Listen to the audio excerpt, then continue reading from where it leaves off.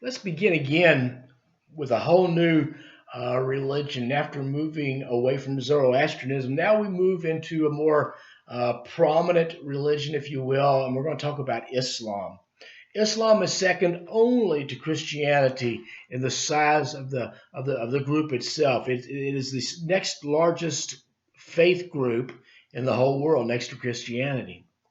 Most Muslims, believe it or not, live in Africa and Southeast Asia. Most of them do not live in Arabic speaking nations. Most are in Indonesia, Pakistan, India, Bangladesh, and believe it or not, there are almost 3 million Muslims living in the United States.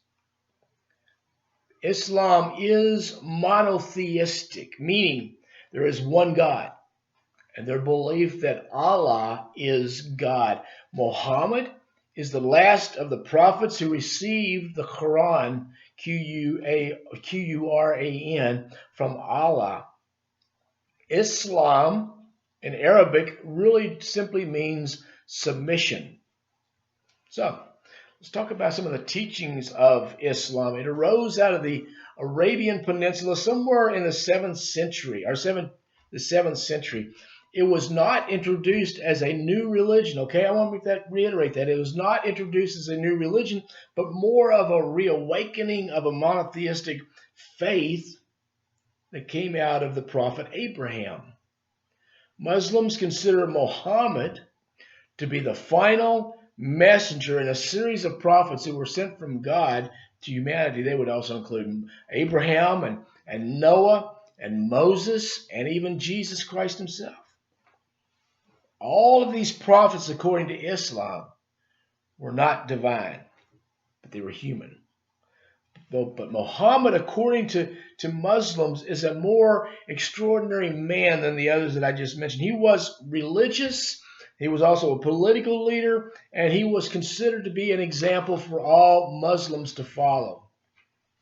Little is known about Muhammad before he became a prophet. It is known, for the most part, that he took the view of monotheism, even at an early age, when he lived in a world that was mostly polytheistic. When he was 40 years old, according to Islam, the angel Gabriel visited Muhammad while he was isolated and while he was praying. Some say he was in a cave somewhere, and the angel asked Muhammad to recite some words which later became the first words of the Quran. Muhammad finished and he went back and told his wife what had happened, and she believed him, and she became the first convert to Islam. After that, friends and family started falling down and becoming followers of Islam as well. They began to believe, and one of those included his cousin Ali, Ali. He was the first male convert to Islam. Muhammad began a life of preaching in the city of Mecca. The whole concept of his teaching centered around the idea that Allah, one God, is central to the Islamic faith. But Muhammad also spoke about social justice, and he also spoke about the Day of Judgment. For Islamic belief, Muhammad was the last of the prophets, and with him and the Quran, that was all that was necessary, so everything was then sealed or finished. Let's talk about the Quran. Quran. The Quran is the sacred text of Islam. It was and is still considered to be the literal word of God.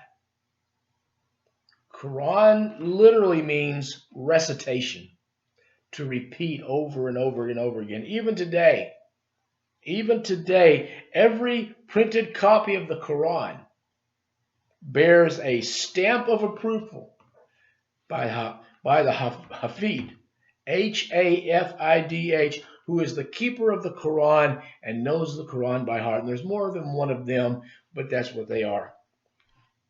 The Quran, the Holy Scriptures, was revealed by Muhammad not all at once, but it was basically given over 20 years, and it was written in classic Arabic.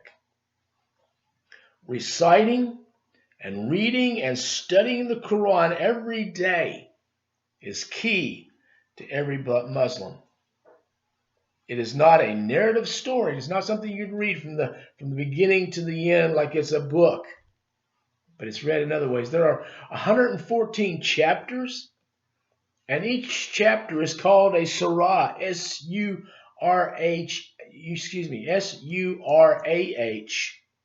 Each surah is organized around a particular topic. It's not arranged in any sense or order of revelation, but rather roughly it goes from the longest to the shortest. Each surah has a title that was not given by Muhammad, but was mostly based on the topic that it's talking about. At the time of Muhammad's death, most of it was oral teachings passed on from one generation to the next. Later, it was organized and it was written down. But most Muslims today consider the Quran to be unique, and they also consider it to be eternal. The Quran teaches 4 very basic but very necessary thoughts. Number 1, the oneness of God. The oneness of God. God, according to the Quran, is Allah. He is eternal, uncreated, all-knowing, and all-powerful. Uncreated, all-knowing, and all-powerful. God alone, Allah alone, created the universe, and God alone created the humanity. According to Islam, God is also merciful, and God is just, and God is good. Muslims believe Allah is the same God of Judaism and Christianity, but they do not believe any way, stretch, or form in the ideal of a Trinity. Muslims must strive to acknowledge the oneness of God and stay away from, at all costs, stay away from compromising. If you compromise, that is the unpardonable sin, and that's called shirk, S-H-I-R-K. That is to believe in other things other than what you're taught in the Muslim teachings. God, or Allah, according to Islam, created all things. And these are called ayat, A-Y-A-T, or the signs of God. Prophecy is extremely important in the Quran. It is through the messages of the prophet that people come to know and they come to desire Allah. It is through the prophet that people and humanity receive the scriptures, the Quran. Now, it has to be understood that Muslims recognize many prophets from the time of creation. But every prophet was special. And every prophet brought special words from Allah. Abraham is mentioned several times in the Quran.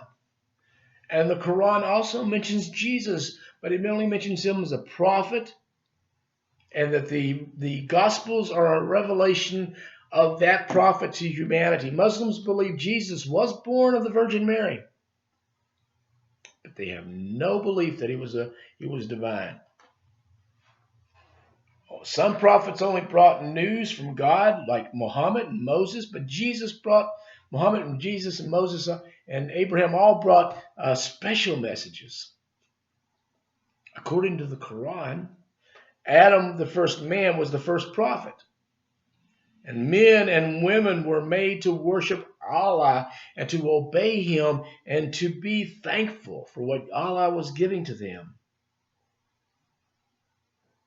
According to the belief that all humans have the right to free choice, each individual's choice will be evaluated at the day of judgment. Now, let's talk about the day of judgment for a second. The coming day of judgment and the afterlife is the focus of several surahs. Quran teaches living a righteous life. Greed and hypocrisy are criticized. Kindness and generosity are praised in Islam. Muslims believe that at death a person resides in a sleep-like state until the day of judgment. In other words, when somebody dies, they might be buried somewhere, or they might be placed somewhere, but they're only in a sleeping state until the day of judgment. When the day of judgment comes, everybody will stand before Allah according to Islam, and they will be judged according to their actions. And each person will hold two books in their hands. One in the right hand will be the book of righteous works and the righteous things a person did, and the left hand will be the book of evil deeds. And whichever one outweighs the other one is the way you're going to go. If those who are judged righteous will enter paradise, and this paradise, according to them, is a very lush garden with lots of food and drink and beautiful women and beautiful men. But those who are judged not righteous or unrighteous will go to hell, which is referred to as the fire. Let's talk about angels in Islam, in jinn, Jinn. Angels are, according to Islam, a part of Allah's creation, but they have no body and they have no gender. Angels simply serve as messengers and assistants to Allah, and the most well-known angel is Gabriel. Sunnah, Sunnah, was written, and it is a biography of Muhammad. It's referred to as a tradition. This writing encompasses all the actions and all the words of Muhammad. It tells how he lived his everyday life and his relationship with others, and he was considered to be the ideal human. There are 5 pillars which form, if you will, the basic practices of Islam. Shahada, I love that word, Shahada, Shahada, is the declaration of the Muslim faith. There is no God but Allah, and Muhammad is the messenger of God. It's not necessarily a religious practice, but this is more of a statement of belief according to the people of Islam. According to Islam, to become a Muslim, you have to utter the Shahada in front of 2 witnesses. Now, let's talk about the Salat, S-A-L-A-T. You perform 5 daily prayers at specific times of the day. There are required times like dawn and noon and late afternoon and sunset and evening. Those are the 5 required times for daily prayer. They are individual prayers, and they are basically prayers sending requests to Allah, and they are formalized, actually. They are specific verses that are recited along with body movements and recitations. It begins with a ritual cleansing of the hand and the head and the face and the feet. The body, for the most of the time, the head is covered. Prayer must always be done facing Mecca. In prayer, a Muslim stands first, then kneels and bows their head to the floor. And this movement and recitation is called a raka, R-A-K-A. Prayers can be done anywhere, but most Muslims prefer that it be done in a mosque or a designated place of prayer. The direction of the prayer is called Qibla, Q-U-I-B-L-A, Qibla. That's the direction. Shoes are left outside, and they can't be worn inside. That's a necessity. Friday is a designated day of prayer, especially congregational prayer. When Muslims pray as a group, okay, understand this, when Muslims pray as a group, they have to have an imam, I-M-A-M, or a prayer leader. Now, during Friday prayer time, it also might have a sermon delivered by the imam or another designated person.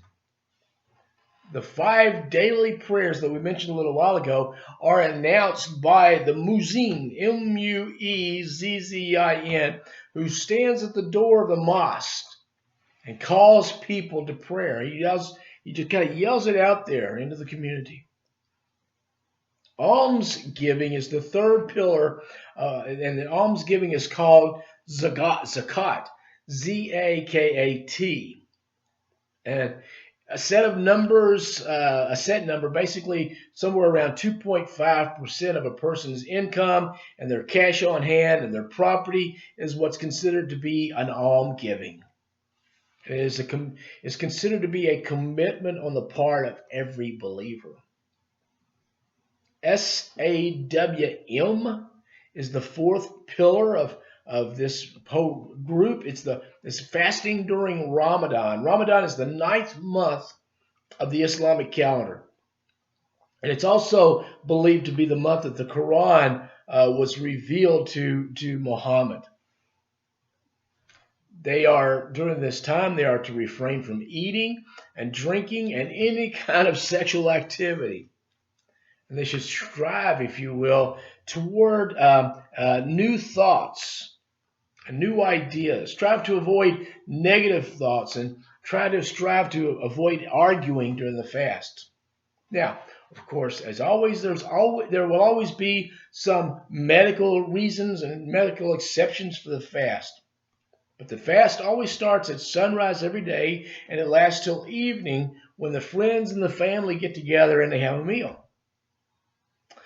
Ramadan, at the end of Ramadan, there is a feast day, which everybody gets together and they feast and have a great time when the fast is broken. Through fasting, Muslims find that they are more dependent on Allah. And also during that time, they are supposed to feel a sense of sympathy for those who are less fortunate. Hajj, H-A-J-J, Hajj is the last pillar and is the holy pilgrimage to Mecca. It is to be done at least once in a lifetime. It must be done at a very specific time of the year, and a special garb is worn by both the men and the women, and it involves a highly specified ritualized acts. It involves facing or focusing on the Kaaba, K-A-B-A, which is a cubical structure 30 feet by 30 feet. And according to Islam, Abraham built this as an altar. And if you remember the story very well, according to Islam, he built this altar along with his son Ishmael. And at the end of the holiday, there was a feast of sacrifice, and a feast begins after that. Let's talk for a second about the history of Islam. Muhammad was born in Mecca, which is in Saudi Arabia. It was a significant trading center. Many people who lived in that area when Muhammad was born were polytheistic. They believed in more than one God. Now, Muhammad started teaching in Mecca that there was one God. This brought conflict. And a lot of people didn't like what he was teaching, so he sent several of his followers up to another town called Medina, and eventually he would join his believers in Medina. In Mecca, though, while he was there, he was mostly a teacher and a preacher. But when he moved to Medina, he took on several other roles. He became a social and a political leader as well. Now, at one point there became a crisis in succession. Controversy arose over leadership after Muhammad died, and that led to the development of two basic branches of Islam. One is Sunni, and you will hear these words today: Sunni, S-U-N-N-I, and Shia, S-H-I-A. The majority would be Sunni Muslims.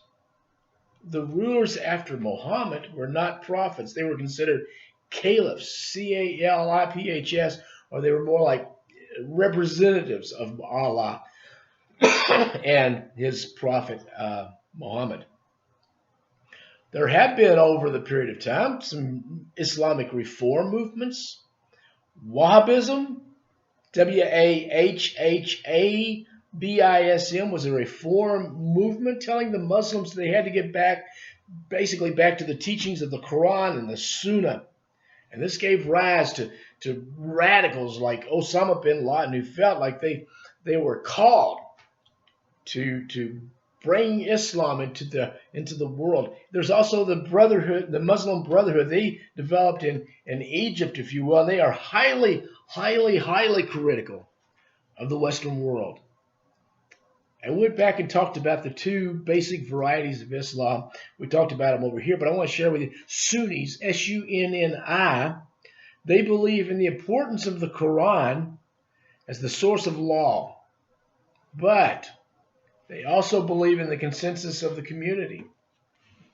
The Shia, Shia, they believe they are the rightful leaders of the Muslim community, and the rightful leaders of the Muslim community are imams.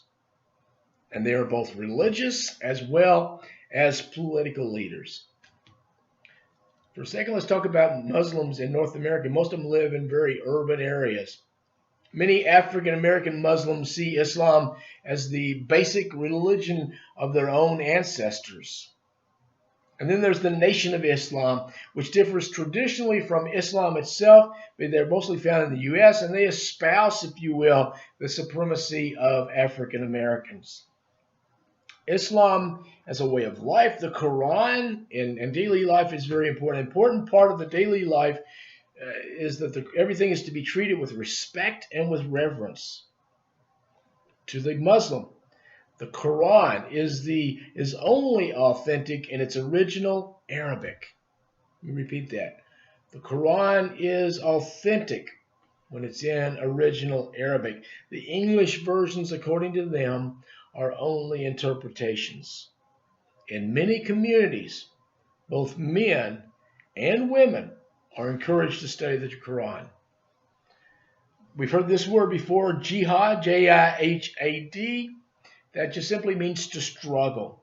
In general, it means to struggle in several different ways, personally and socially. Greater jihad, according to the teachers, is a struggle for a better understanding of the will of God. I don't see that we see that today in most of the Arab nations or the Muslim nations we have surrounding us in our world. Islamic year and holidays, they do have holidays. Begins with Hijra, Hijra, which was depicting Muhammad's journey from Mecca to Medina. There's also the calendar. The calendar, according to Islam, is lunar because the Quran stipulates the moon should be a measure of time. There's also a feast of sacrifice. It's a big holiday in which they commemorate Abraham, who was willing to sacrifice his son Ishmael, not Isaac, on the altar.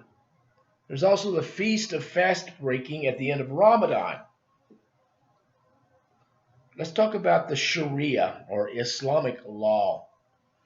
So the way or guidelines that Allah has laid down for humanity is found in the Sharia. Allah is the sole legislator. In theory, humans cannot legislate. In theory, humans cannot make laws. The laws for Sharia Muslims do not, I want to repeat this, do not recognize community consensus. But it is the Imam who is the one who holds the source of law. There's something called Sufism, Sufism, which is a mystic type of belief in Islam. Not very many of them found, but it is something that we needed to mention. Marriage and family. Marriage and family is very important. It is considered incumbent upon all men and women to get married. In some areas, the marriage was arranged by the moms and dads or the parents, and others, it's not considered something the parents have to do, and that's okay. In Islam, according to Islam, marriage is a contractual agreement. It's the bride and the groom and the witnesses who must sign the agreement. This is the way it works.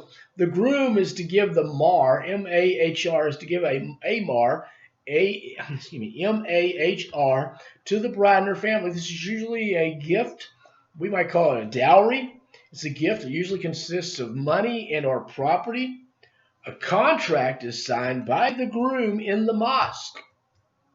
And then it's taken to the bride's home and is signed there, and then the wedding celebration occurs. according to Islam, men can marry up to 4 wives, but wives cannot marry more than one man. Women in Islam, according to Islamic beliefs, men and women are to be viewed as equals in Allah's eyes, but that doesn't always happen. We know that. The Quran expressly requires both men and women to live righteous lives and to seek education. That doesn't always happen either. The Quran also encourages both men and women to dress modestly. We've seen and we've heard of the hijab, Hijab, which is a head covering. We've seen that a lot. If you watch NCIS New Orleans, NCIS Los Angeles, there's a young lady on there who is Muslim, and she wears a hijab, and she covers her whole head and goes all the way down into her shirt, so you can't even see her neck. Now, the burqa, on the other hand, is a full-length garment that covers both the head and the body, and if you will, most of the face. But there has been a rise in Muslim feminism, which says the Quran must be reinterpreted or eradicate most cultural practices against women. I don't see that happening anytime soon, but that's what they believe and that's what they feel. And that ends both Zoroastrianism and Islam. And I will stop there. I will send you this. I think I will be sending you the notes and things about the tests. And there will be a test on the last two things I've talked about, Zoroastrianism and Islam, for next week. Y'all have a great week. Talk to you later. Bye-bye.